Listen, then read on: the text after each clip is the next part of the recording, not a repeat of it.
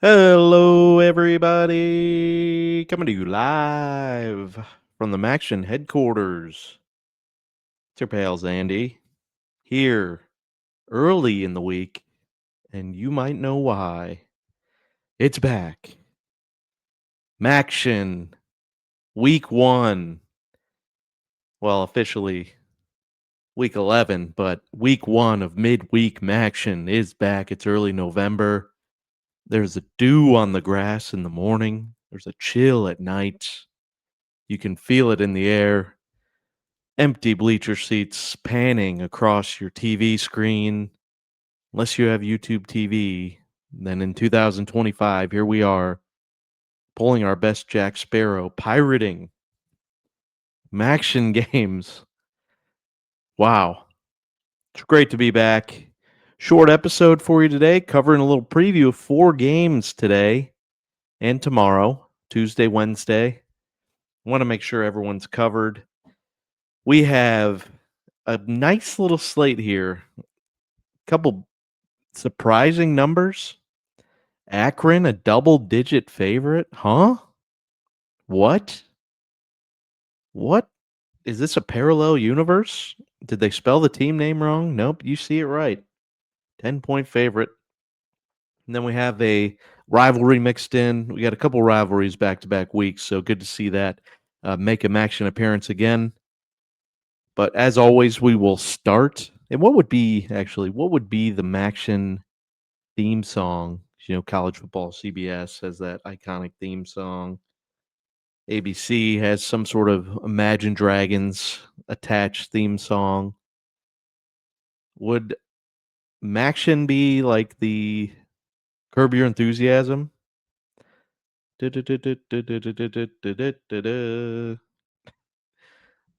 mean, some might think that. I don't think that would be disrespectful. I think that'd be pretty funny. Maybe that's where we go. All right. So before we dive in, we did have a small MACtion slate last week, so of course we'll cover it on this show. And man, tough week. 0-2. 0-2 on the week brings us to 15-14 for the season. Got to be honest, the Drew Pine getting left off the injury report pump faked me. I gave out Buffalo on our show last Wednesday. Drew Pine injury. He's still hurt. Didn't start. He was off the injury report. Came in second half. Looked like trash. Bowling Green is right there with UMASS as the worst team in the MAC. How they beat Toledo is quite possibly the biggest upset in college football history in the 2025 season. Yep. And then Central Michigan, Western Michigan. The over goes on the last play of the game, essentially, for Central as they score on 4th and goal from the 10 with about 48 seconds to go. To get the over, we were on the under. Tough. All right, move on. Just a appetizer. Have to cover our bases. Always a little accountability here. Finding more towards the middle versus our impressive 65% seasons leading into here. So let's get back on track. Midweek is where we live, is where we thrive. And I actually have a bonus pick. We got 4 games. I've got 5 picks. Getting crazy. Doubling up in one game. So why don't we just go ahead and get into them? First game that we're going to talk about, we've got UMass at Akron. Akron is laying 10 points. You heard that correctly. And this total is 49.5. And we are coming to you live from, what's their Info Sizen Stadium. Should be 49 degrees clear. Not very crazy on the wind. This is a 6 p.m. Central kickoff. CBS Sports Network, so we can watch this one. Just would like a dual box. Unfortunately, we cannot get that. Listen, I've got a line here that is uglier than sin. And I'll talk about it here in a little bit, but let's break down the game a little bit. Akron has been decent. It's been a impressive performance considering they're banned from postseason play. This team has some heart. They just pulled off a win last week, and they won two MAC games. And for those of you that tailed our over 4.5 team totals, this is where we start. UMass, because Akron's sitting at 3 wins on the season. We have a favorable. If you're a Zips Nation, we've got a favorable. Should be favored in all 3 games coming down the stretch. UMass, Kent State, Bowling Green. Ben Finley has started to play well here in the last few weeks. He's a very solid MAC quarterback. Obviously getting some traction in Power 4 schools. But Akron with a second half explosion in that Buffalo game to beat Buffalo by 8 last week. Ben Finley strolls into the end zone with a nice 38-yard touchdown. They have a solid running attack. Nothing crazy with Jordan Gant back there. Averaging just over 4 yards a carry in the conference. And then their defensive line, Bruno Dahl, 4 sacks on the season. And then when we look at, I think his name's Gage Simmons. Check this out. Gage Simmons. Please go look at his like player profile picture. Yeah, Gage Summers. Sorry, Gage Summers. Looks spitting image of Pat McAfee. What is that? Mugshot. Pretty funny. Shaman Cooper, pretty stout in the backfield or in the linebacking core as well. So listen, Akron, they have a clear havoc advantage in this matchup. They are a havoc creating team, solid, top 25 in the country, and UMass defending havoc allowed. Can you take a guess? Did you guess dead last? Because if you did, that's correct. UMass struggles against teams that bring that heat. And it's probably not surprising to you considering they tail to the bottom 5 of just about every statistical category. You say, well, they have been playing a little bit more competitive, and I agree. But I think that Buffalo loss was very deflating at home. Haven't played well. They've played significantly worse on the road. And Brandon Rose is probably still out. So when it looks to any sort of advanced statistics here, at least UMass has shown some life in defending the run. They have limited teams, but Akron with Ben Finley is going to look to go over the top. And my play in this game, Akron's only scored over 30 one time. It was against Duquesne, an SCF school. Now, if you look at power rankings, UMass is behind many FCS schools when it comes to power rankings. And when I look at the comparative statistics to Kent State and Akron, and I see a passing opportunity here, a team that is competent in the passing game with a quarterback that can move the ball down the field, I'm going to take a number that hasn't been seen in FBS. Akron team total over 29.5 is my first play in MACtion this year. Wow. It's ugly. Might be the craziest bet we've laid. Might be stupid. But everything's just lining up well to be able to move the ball, stop clock on any incompletions. The havoc should create plus territory possessions for our offense. And I see Akron getting over this number. The only reason I wouldn't lay the game over or the spread is that UMass in the national, they've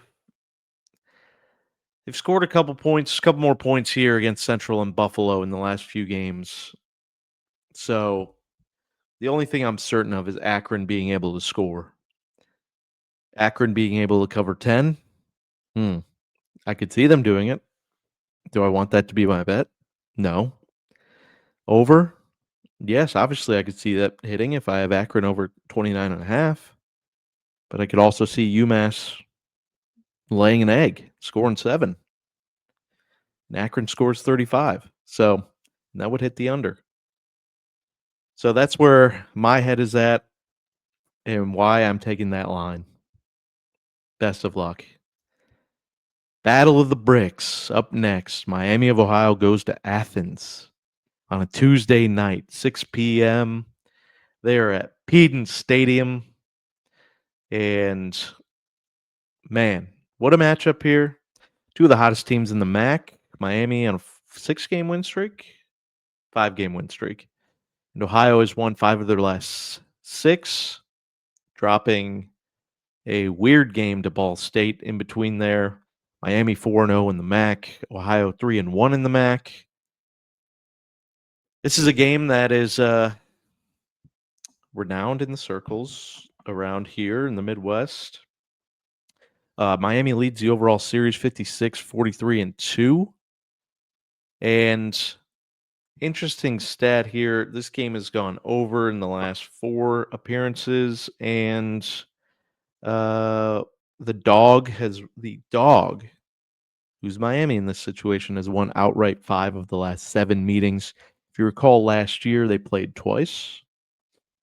Miami won handily in the regular season, and then Ohio, if you recall, with Timothy Chalamet taking the Ohio Bobcats. Ohio beat the brakes off Miami up in Detroit for the MAC championship.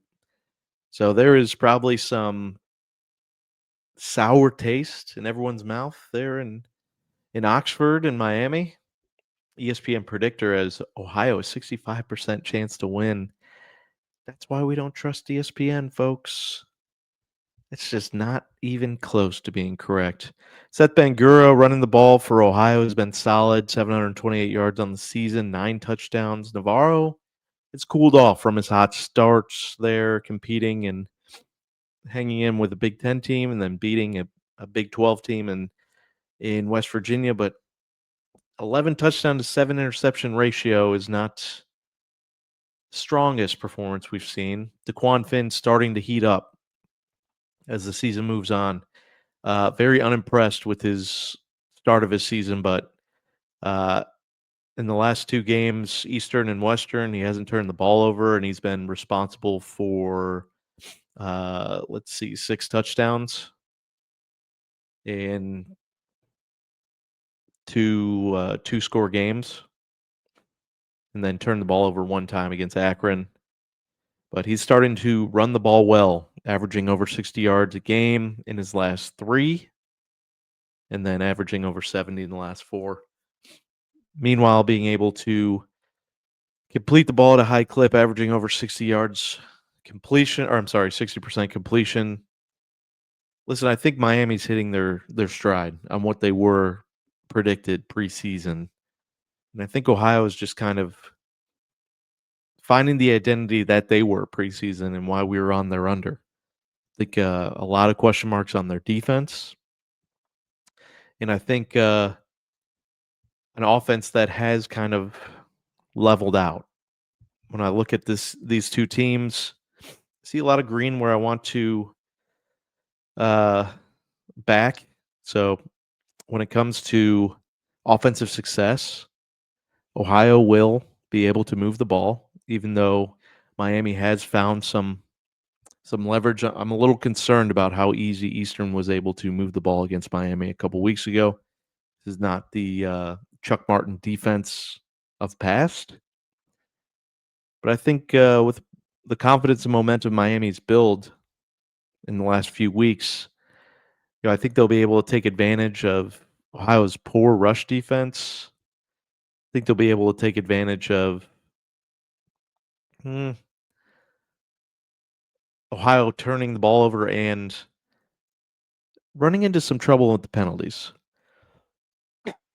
Bottom 25 in the entire country when it comes to most penalized teams. Miami keeps it a little simpler. I'm calling for the upset outright. I like Miami to win outright, and I like the over. I like the over 49.5. So here's the game where I had two plays. I've got over in the bricks, 49.5, and I've got Miami money line. Should be good. This is a pirated stream, though. Allegedly. If you could find them. Sorry, your 4-star hand, ESPN and YouTube TV. Next game, we go to. This is what MACtion's all about. Kent State at Ball State. Man. Two teams that have seen better days, folks. Better days. Ball State is the ultimate Jekyll and Hyde when it comes to home and away teams. This team is 3-0 at home, averaging over 33 points a game. Yes, that is FBS teams. They're 0-5 on the road. And kind of the same thing for Kent State. They're 3-1 at home. I think so. Yeah, that's right. So, and then when Ball State goes on the road, they just lay an egg. 7-0, 25-3-0. One outlier there. So when I look at these two teams, let's start with Ball State first. Khalil Kelly, got a little mobile quarterback action here. This team, like I said, nothing's going to pop out to you here. This is a ugly game to break down. When you look at productivity, Ball State's defensive line can stuff you and keep your run game in check. You know, it's going to be key for a mobile quarterback like Drew DeShields on the Kent State side. Need to keep that quarterback inside and behind the line of scrimmage because he will create some plays. That being said, their offense hasn't done shit. It is a bottom 5 offense. Just need this home offense to show up is what it comes down to. I believe my stat of the day on this game is the home team in this matchup has won the last eight matchups. Believe that's right. Home team is 6-2 against the spread in the last 8. And I think Kent State has not won. Yeah, they haven't won in Muncie since 2001, since the Bush administration. Damn, we're talking Bush administration. Maybe it's Kent. Maybe it's a. Is this a Cheney death gang? Dick Cheney death game here? Since they haven't won since 01. Let's break down Kent State here real quick. Oh no.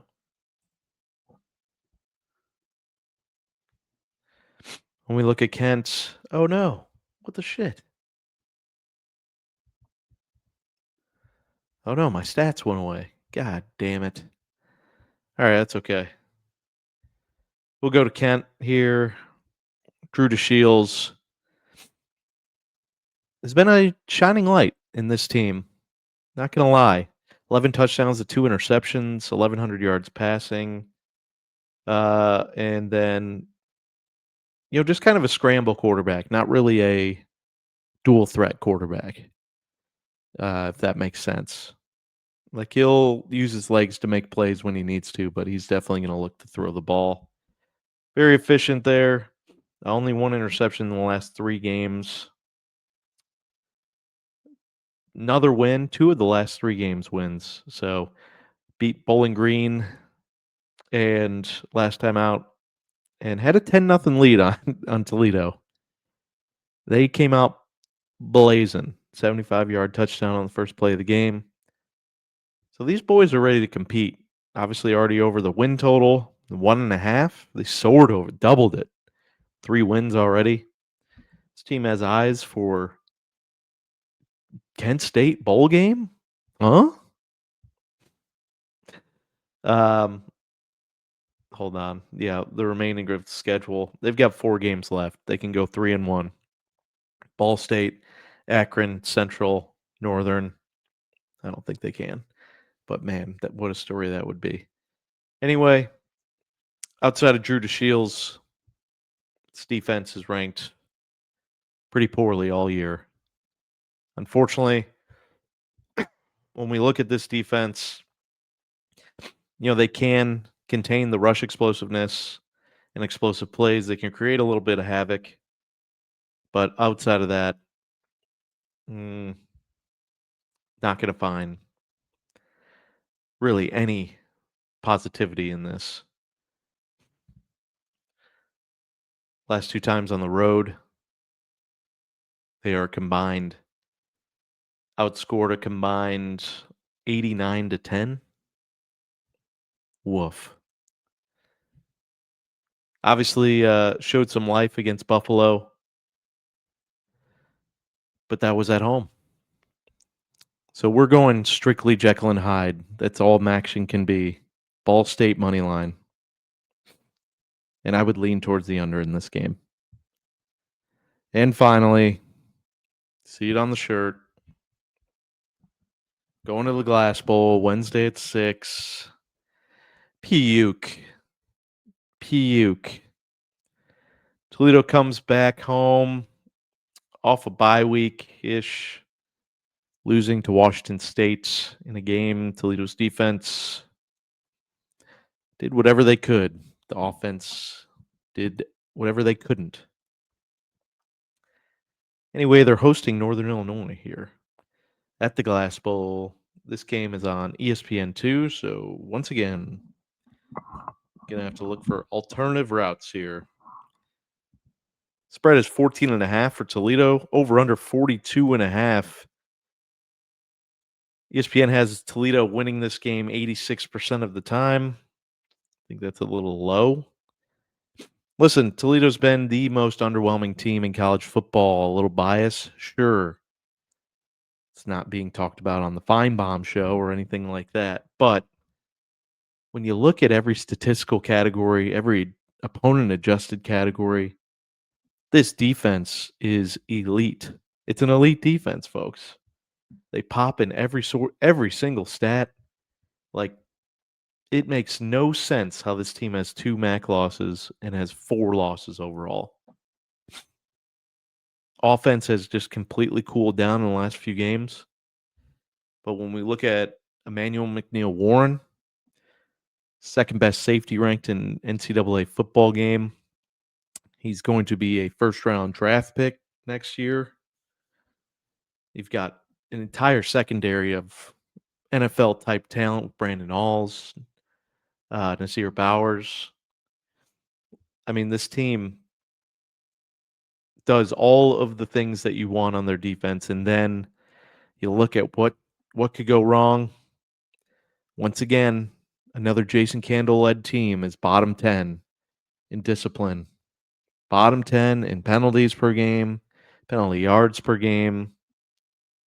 It's just a new story of wasted talent by Jason Candle.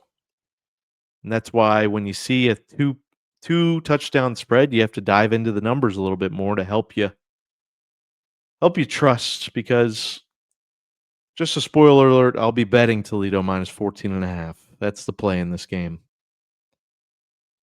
Fool me once, shame on you. Fool me 24 times.